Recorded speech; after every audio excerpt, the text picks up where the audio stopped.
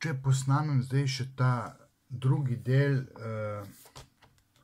tele knjige, ki ne bom, ker me je meni zelo draga oseba prosila, da naj tega ne naredim, pač glede, da so mene zažigali na Grmadi mojo knjigo Prvi spol so želeli prepovedati. Iz spoštovanja do koncepta knjige ne bom te knjige zažgal, pa si zasluži, bi rekel, da se jo prezre, vsaj to.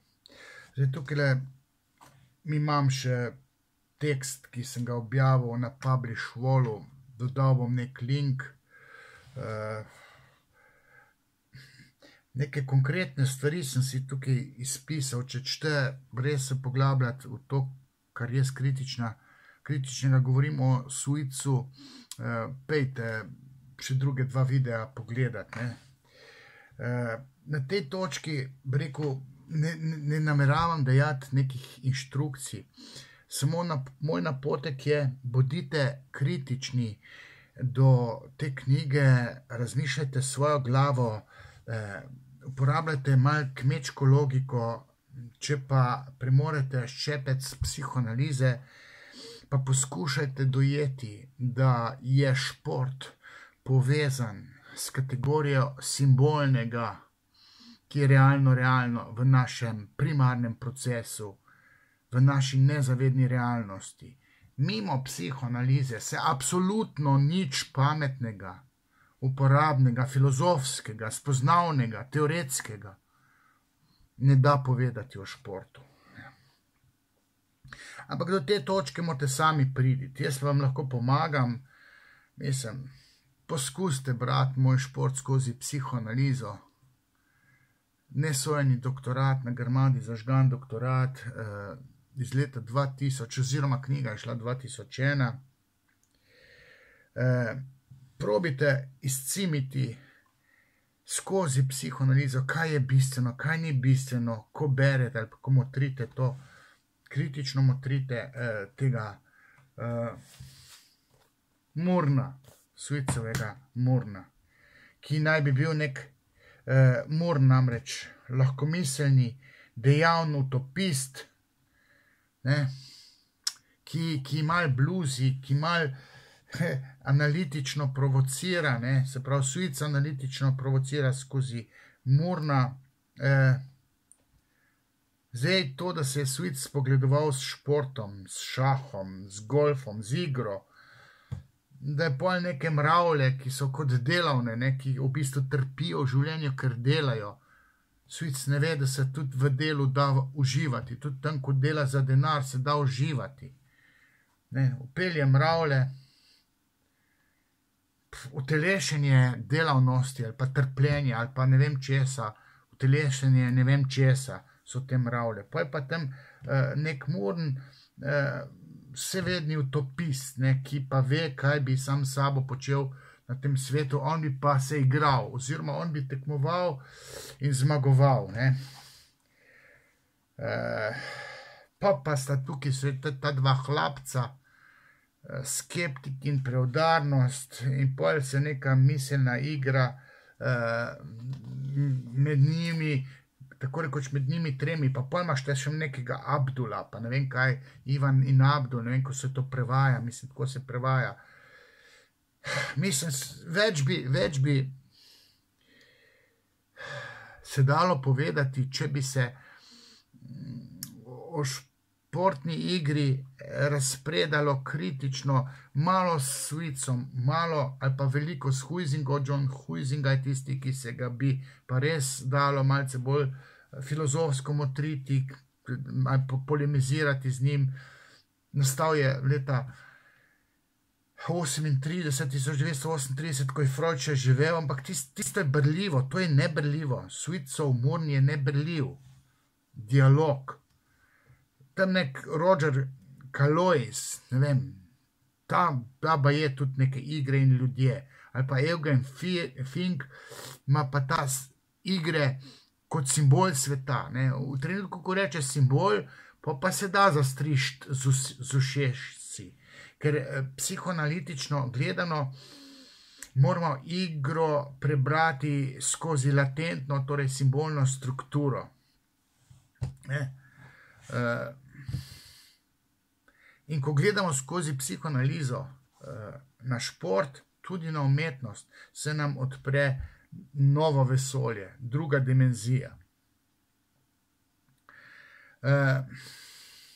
Zdaj to, da je literarno gledano, ta dialog, pasenski roman, skeptik, preudarno, zdaj to legitimno, nevšečno, tako na prvo žogo, ampak ničemer služeče. Po mojem skromnem prepričanju, ne, ker nisem vse ved, ne morem si lastiti pravice do vednosti, ne, zato upeljem ta koncept mojega mnenja, ne, ki ni spoznanje. Ampak vseeno sem tako suveren pa vehementen pa rečem, ne, to, kar jaz govorim, dejte tole resno imati, to gre v koridor spoznanja o športu, spoznanja, ki je nemogoče. Zdaj, jaz sem že rekel v prvem delu, ko sem ga posnel, da je ta ideja Suicova, da se da šport definirati, ne. To mi je pa blizu, ne. Nekateri pravijo, da se športa ne da definirati, seveda se ga da, ampak si je treba vzeti čas, mimo psihoanalize se pa absolutno športa ne da definirati, mimo psihoanalize. Zdaj, Wittgenstein, ki ga uporablja, ni bil psihoanalitik. Zgolj in samo skozi Freuda se da šport razumeti. Nimaš tle Platona pa Sokrata, ali pa Marxa, ki ga pa Leo Kreft upeljuje pri recenzijski besedi. Tle nima to kaj, Sokrat, Platon, Marx, nima kaj iskati, niti Wittgenstein. Zgolj in samo, in tukaj bom na tej točki radikalen, zgolj in samo Freud. Skozi Freuda, skozi psihoanalizo se da o športu nekaj vedeti. Da mi sploh vemo, zakaj se pri športu gre. Šport, ki je po eni strani game, tekmovanje, zmagati, premagati tistega očeta, ki mi krade željo mojega otroštva, mamico, in pa igrajčkati se.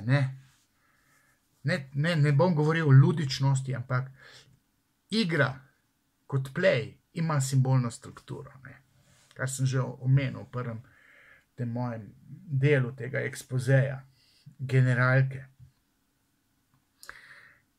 In Suic je popolnoma slep za psihoanalizo.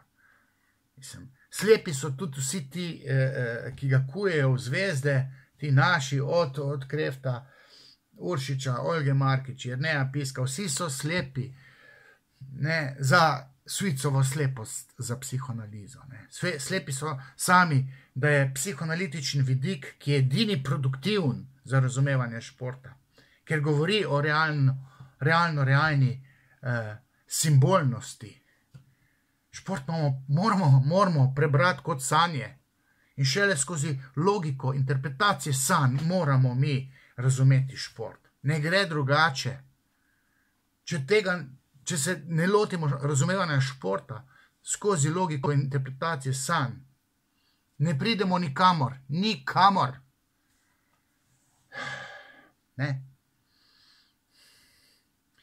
Je pa Suicova definicija tele igre, mislim, to, kar je on, sploh ne rabim nič tukaj omenjati, ker omenja to Kreft, omenja Uršič, to definiranje športa, Suicovo definiranje, to ni vse skupneč, ker se ne dotika nezavednega, ne dotika se simbolnega.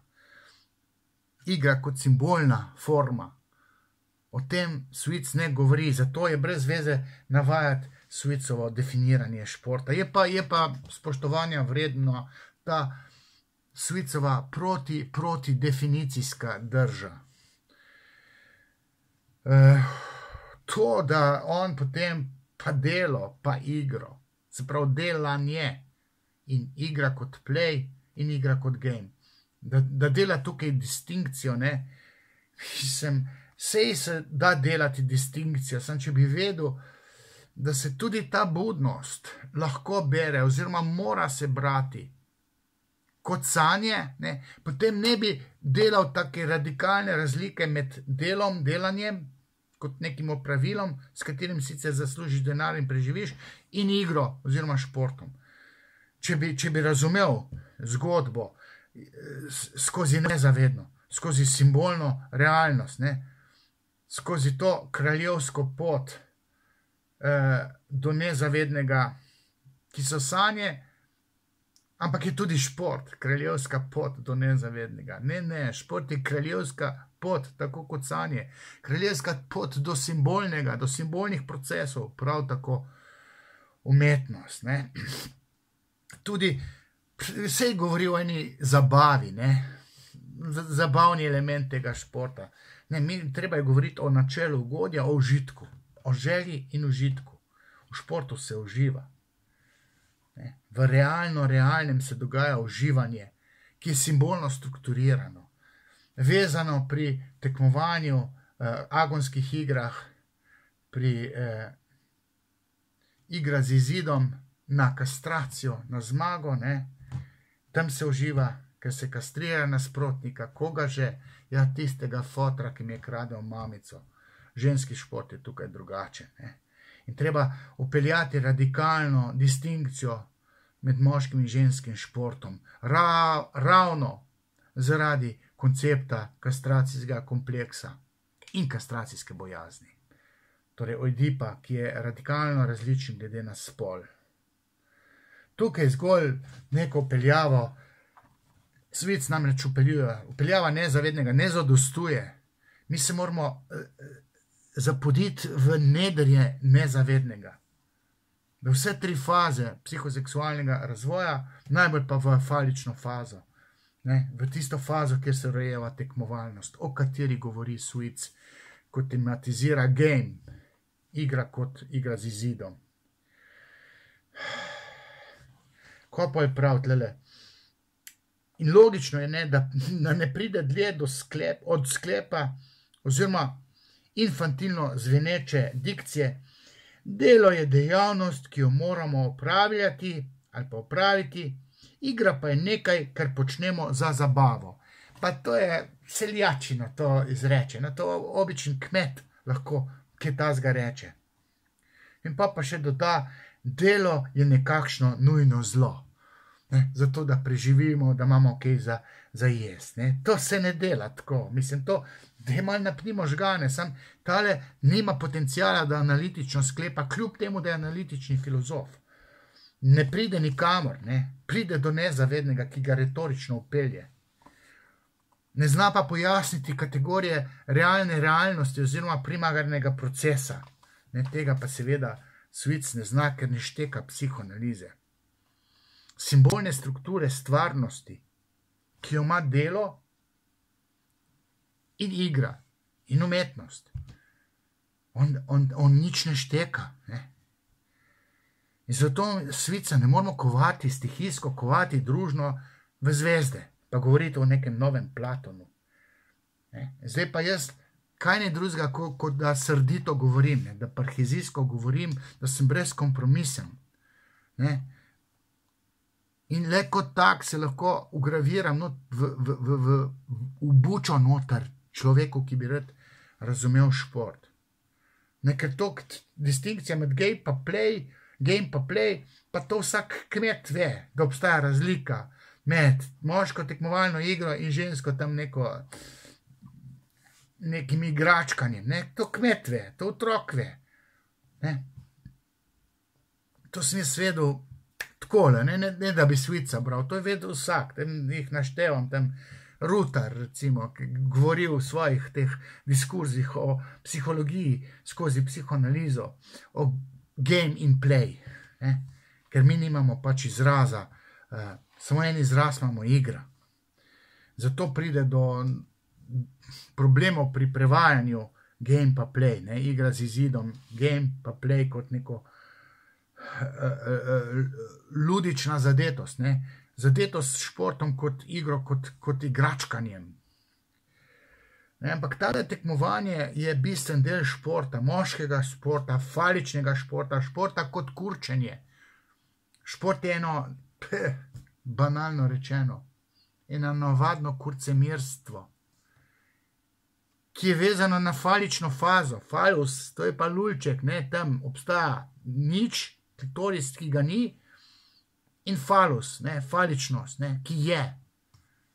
Vselej premajhen, vselej se je treba boriti proti kastracijski bojazni. In če se to zapopade, tako je treba, potem se v športu polovica že šteka. Ta pa absolutno nič ne šteka. Leta 78 je nastala ta knjiga, to je že zaton zlate dobe psihoanalize. Zaton. On pa še P od psihoanalize ne šteka. N od nezavednega šteka. Zdaj pa po 40 letih ali pa 45 letih pa moramo mi o Suicu pa njegovem Murnu kaj bolj prodornega povedati. In zdaj se moram tukaj razpizditi, da se bo mogoče koga kaj prijelo. Sej se ga ne bo, ker zdaj bo rekli, vodeb spet bluzi, lega, spet tečnari. Ampak nekdo mora, ker tole, ko jaz govorim, zato 3 te neke generalke pišem, ker ne vem, kaj bo čez 2 dni, ali bo to snemalo, ker sam se bom poskušal snemati s telim telefonom, s katerim se zdaj snemam, to je moj star telefon, tistega te pravega imam tukaj. Z objem se bom snemal, ali pa tega, ko bo pol ure ga bo pobralo, bom drugega vključil, zato ker mora biti tole povedano. Čez 100 let se mora vedeti, da sem jaz povedal, da ima šport simbolno strukturo in da ne moramo enega Suica resno jemati. Zdaj, da sem jaz 2023 to povedal. Jaz sem 2001. leta napisal knjigo Šport skozi psihoanalizo, kjer sem vse razložil. 1998. sem napisal v Antroposu teorijo uživanja v športu in sem razlagal vsem tistim filozofom, psihologom, ki imajo kultno svojo revijo Antropos, tam sem jaz to objavil. Neodmevno. Nihče ni toliko, da bi šel to prebrati, pa se zamislil, kaj je prebral. In pol se tlem z nekim agon, pa konflikt. Agon je konflikt v starogrščini. Agonske igre so bile olimpijske igre. Agonska je bila tudi dramatika s tistimi konflikti pa zapleti. Brez Oidipa, brez kastracijskega kompleksa, brez razumevanja falične faze se absolutno ne da nič razumeti v kontekstu agona. Pa on, pa skeptik, pa preudarnost, pa Murn. Kaj še tle napisal? Seveda ne pride dlje kot do dikcije oziroma sklepa, da se igranje igre razlikuje od dela oziroma delanja in da se igra razlikuje od tehnične dejavnosti, od dela, potem, da sredstva, ki se uporabljajo v igri, niso najučinkovitejša. To je eden najhujših zdrsov, Kreft pa to kuje v zvezde. Ker to je del definicije, mislim, na to se sklicuje, namesto da bi rekel, lej ga, koliko je butas, tako kot jaz rečem, da je Suic, niso učinkovitejša sredstva, ker ti nasprotnika lahko ubiješ, ali pa mu krala vzameš, pa ga razsekaš, ali pa zažgeš, pa si zmagal v šahu. Mislim, to ni analitično sklepanje, kakršnega si bi smel privoščiti analitični filozof s talentom. Ta je analitični filozof brez talenta. Suic še dodaja, predpostavljamo torej, da so igre z izidom ciljno usmerjena dejavnost, pri kateri se namenoma uporabljajo neučinkovita sredstva. Stran 17 te knjige. In to je jedro te definicije. Bože! Tako definira Suic to igro. Mislim, jaz ne bom zdaj definiral športne igre, ker ni tale moja recenzija ali pa kritična analiza namenjena temu, da bom jaz definiral šport.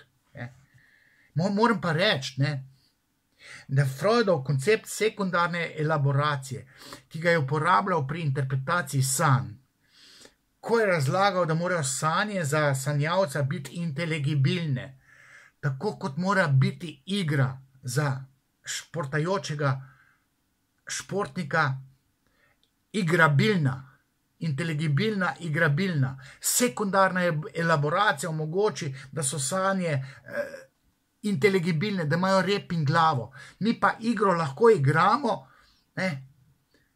ker se mora obdelati ta igra, da postane igrabilna. Mora biti out, da ne boš ti dal gol, pa zbežal žogo na drugo stran sveta ali pa na luno. Out imaš tukaj. Če fauliraš, imaš sodnika, ki reče, ne smeš faulirati. Ki postane simbolno zastopstvo očeta, dobi ta sodnik. Ko ti si pretiravaš, ko ne moreš krotiti svojega besa ali pa svojega tanatosa, svoje kastracijske prijetnje, dobiš rdeč karton, te kastrira fotar, to je sodnik. Kljub temu, da imaš fotar še tam na klopi za rezervne igralce, ki pa je trener, ki je tudi dobri oče. Sodnik je pa pravični oče. Mimo to vrstnega gledanja na športa absolutno ne moramo razumeti.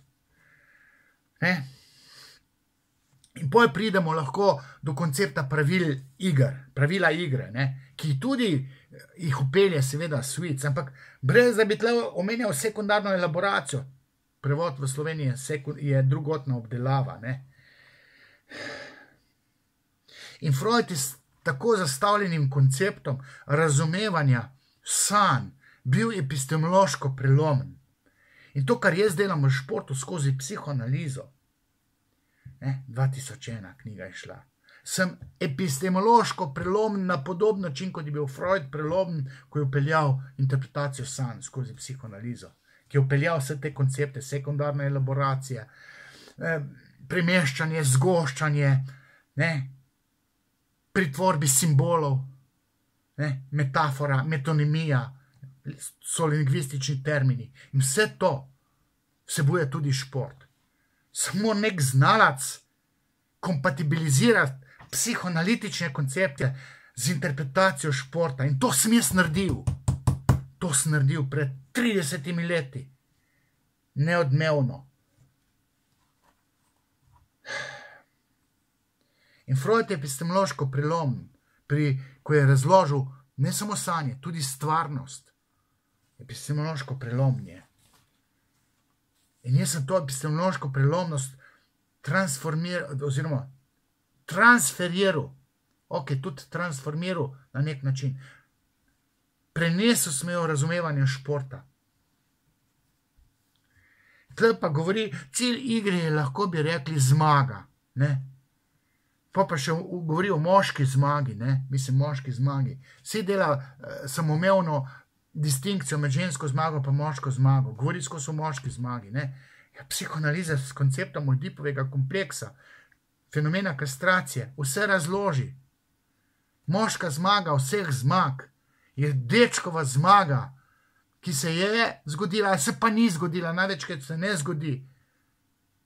Zmaga nad očetom je samo željena zmaga, ki je kronana s porazom, ker ti fotor ukrade mamico. In zaradi tega poraza si celo življenje tekmovalen, če si normalen. Od fotra moraš biti porazen zato, da si tekmovalen. In to je stebrni kamen športa, oziroma stebrni kamen, na katerem se zgradi šport. Kot sociološki fenomen, psihološki fenomen in vse ostalo, antropološki, zgodovinski pa tako naprej.